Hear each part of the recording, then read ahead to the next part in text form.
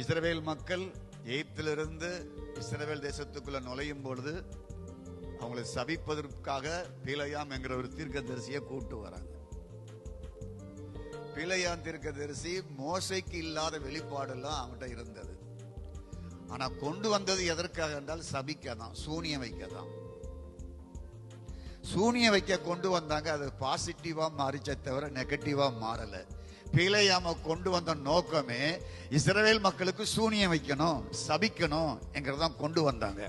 ஆனால் இந்த ஆட்டுக்குட்டி ரத்தத்தினாலே மீட்கப்பட்ட மக்களுக்கு சூனியமும் பலிக்கல, அவன் சபிக்கிற சாபமும் பலிக்கல. உங்களுக்கும் பலிக்க போறது கிடையாது. ஏனென்றால் நீங்கள் கிறிஸ்து இயேசுவினாலே ரத்தத்தினாலே மீட்கப்பட்டு நீங்கள் புதிய மனிதனாக இருக்கிறீர்கள், புதிய பிறப்பு பிறந்திருக்கிறீர்கள். அந்த உணர்தல் தேவை. மனசை நீங்க சரி பண்ணிட்டீங்கன்னா நீங்க வெற்றி வாழ்க்கை வாழ்ந்துருவீங்க. நல்லா புரிஞ்சுக்கணும். பேய் என்கிறதே நம்முடைய மனசுதான். பயம் என்பதே நம்முடைய மனம் தான்.